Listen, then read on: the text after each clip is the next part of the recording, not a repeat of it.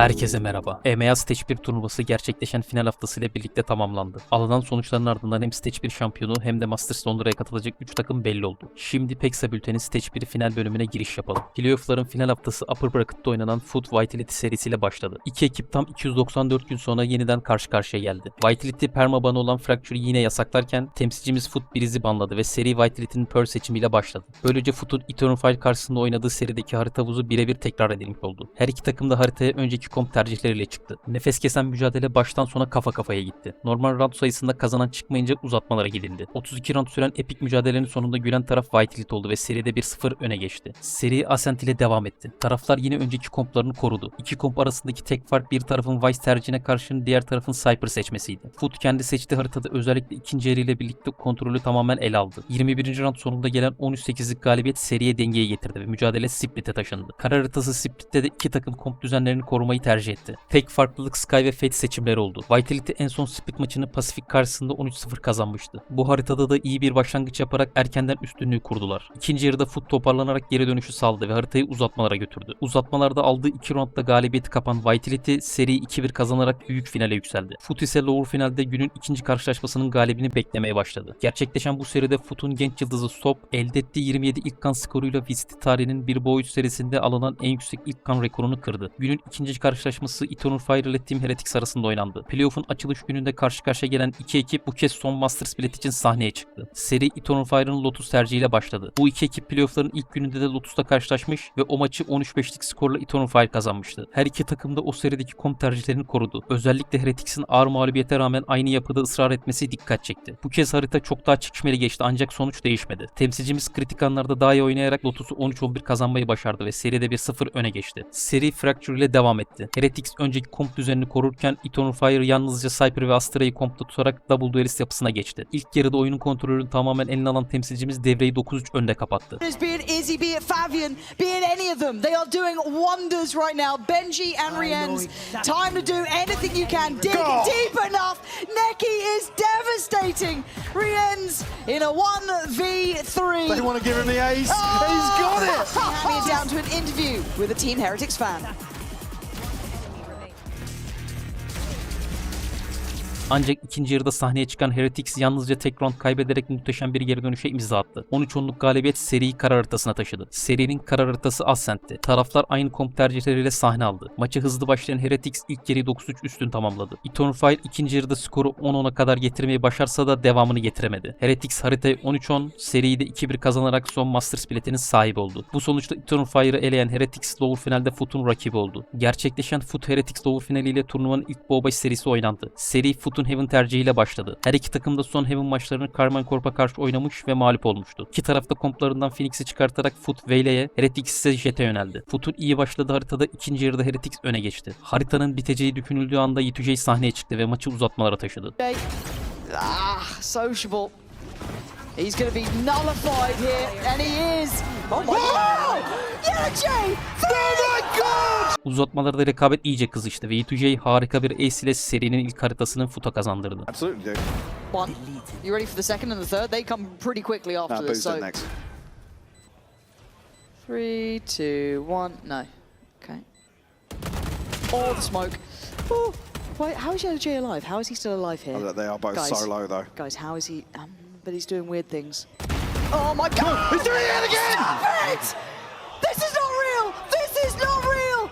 4 more bullets and a Benji to bury Yetujay! Serinin ikinci haritası Lotus oldu. Taraflar daha önce grup aşamasının son haftasında Lotus'ta karşılaşmış ve o mücadeleyi 13-11 Heretics kazanmıştı. Buna rağmen iki ekip de komp düzenini bozmadı. Heaven'daki yüksek rekabetin aksine Lotus oldukça tek taraflı geçti. Baştan sona üstün oynayan Heretics haritayı 13-4 kazanarak seriyi eşitledi. Seri Ascent ile devam etti. Her iki takım da daha önce çıktıkları tüm Ascent maçlarını kazanmıştı ve aynı kompları bu maçta da kullandı. Heretics burada da rahat bir oyun sergileyerek haritayı 13-6 kazandı ve seride 2-1 öne geçti. Serinin dördüncü haritası Breeze'de ise temsilcimiz adına işler tamamen tamamen dağıldı. Oyunun hiçbir bölümünde istediği ritmi yakalayamayan Foot yalnızca tek bir round alabildi. Heretics haritayı 13-1 kazanarak seriyi 3-1 kapattı ve büyük finalde Vitality'nin rakibi oldu. Foot ise Stage 1 macerasına 3. sırada veda etti. Büyük finalde taraflar Stage 1 şampiyonluğu için sahneye çıktı. Vitality Upper Bracket'tan finale yükseldiği için ilk iki haritayı yasaklama ve ilk harita seçme hakkına sahipti. Bu doğrultuda Ascent ve Fracture'ı banladı. Heretics'in bu iki haritada oldukça başarılı bir performansı varken Vitality Ascent'te oynadığı iki maçı da kaybetmiş ve Fracture'ı zaten perma banlıyordu. Nefes kesen büyük final bir ile başladı. Her iki takım da daha önce kullandığı ajanlara sadık kaldı. Dengeli başlayan haritada son bölümlerde kontrolü ele alan Vitality, Biriz'i 13-10 kazanarak seride 1-0 öne geçti. Seri Lotus ile devam etti ve mücadelede tempo iyice yükseldi. Taraflar normal sürede birbirine üstünlük kuramayınca harita uzatmalara taşındı. Uzatma bölümlerinde hata yapmayan Heretics 15-13'lük galibiyetle seriye denge getirdi. Pearl'de ise taraflar yine alışık olduğumuz komp tercihleriyle sahne aldı. Vitality'nin güçlü başlangıcı maçın tamamına yansıdı ve rakibine geri dönüş şansı vermedi. Haritayı 13-7 kazanan Vitality seride yeniden üstünlüğü ele geçirdi. Heretics Split'te 13-11'lik skorla cevap vererek seriyi bir kez daha dengeye getirdi. Büyük finalin kazananını belirleyen harita Heaven oldu. Finalistler bu haritada önceki komp tercihlerini korudu. İlk yarıyı 7-5 önde kapatan taraf Heretics oldu. Vitality ise mücadeleden kopmadı ve ikinci yarıda geri dönerek haritayı uzatmalara taşımayı başardı. Final heyecanı uzatmalarda da hız kesmedi. You deal with it. Still,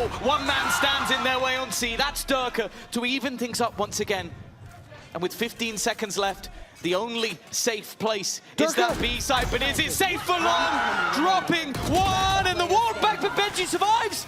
It seemed like he was dead to rights. Rifle retrieved. 28 round süren Heaven'ın sonunda kazanan taraf Heretics oldu ve WIST 2026 EMEA Stage 1 şampiyonluğunu ilan etti. Sürekli finallere çıkmasına rağmen kupaya ulaşmakta zorlanan Heretics bu galibiyetle ikinci olma lanetini bozarak sonunda şampiyonluğun tadını çıkardı. Stage 1 şampiyonu Heretics'in şampiyonluk yürüyüşüne göz atalım. Heretics Stage 1'e Navi karşısında aldıkları mağlubiyette başladı. Hızlı bir karar alarak ikinci haftada comeback yerine Koşmaras transfer edildi. Ancak bu değişiklik ilk etapta istenen sonucu getirmedi. Liquid karşısında da kaybederek Stage 1'e 0-2'lik bir başlangıç yaptılar. İlk haftasında Koşmaras sadece Chamber ile görev almıştı. Üçüncü haftadan itibaren ise Neon'a geçiş yapmasıyla birlikte hem oyuncudan hem de takımdan daha yüksek verim almaya başlandı. Bu değişimin ardından grup aşamasındaki kalan 3 maçı da kazanarak playoff'lara yükselmeyi başardılar. Playoff'larda ilk rakip Omega grubunun güçlü ismi Eternal Fire'dı. Bu seride zorlanan Heretics 2-1'lik skorla mağlup olarak Lower Bracket'a düştü. Artık şampiyonluk için hata payları kalmamıştı. Tüm maçları kazanmak zorundaydılar. Heretics Lower'da sırasıyla BBL'i ve ezeli rakibi Fnatic'i geçti. Daha sonra playoff'ların açılış maçında karşılaştıkları Eternal Fire'ı yeniden kozlarını paylaştı. Bu sefer rakibini çok daha iyi analiz eden Heretics seri 2-1 kazanarak rövanşı aldı. Lower finalde Foot karşısında ilk haritada zorlansa da diğer haritalarda üstün oynayarak seriyi 3-1 kazandı. Büyük finalde Vitality'nin Upper Bracket avantajını kullanarak güçlü haritaları Ascent ve Fracture banlamasına rağmen Heretics müthiş bir mücadele ortaya koydu. 3-2'lik zaferle kupaya uzandı ve uzun süredir yakalarını bırakmayan ikincilik lanetini de nihayet kırdı. Heretics Stage 1 boyunca toplam 11 seri oynadı ve bunların sadece 3'ünde mağlup oldu. Yasaklamalarda rakibine göre esnek bir yaklaşım sergiledi. En zayıf haritaları bind olarak gözükürken Split ve Ascent'te rakiplerine hiç şans tanımadı. Takımın çaylağı Koşmaras Chamber'dan sonra yalnızca Neon ile oynadı ve performansıyla takımın yükselişine büyük rol oynadı. Elbette şampiyonluk sadece ona mal edilemez. Yeri geldiğinde tüm oyuncular üzerine düşeni fazlasıyla yaptı ve Heretics Stage 1 şampiyonluğunu sonuna kadar hak etti. Rience'in drone'u Koşmaras'a harika bir asist yapıyor. At one point when I checked, he was certainly up there.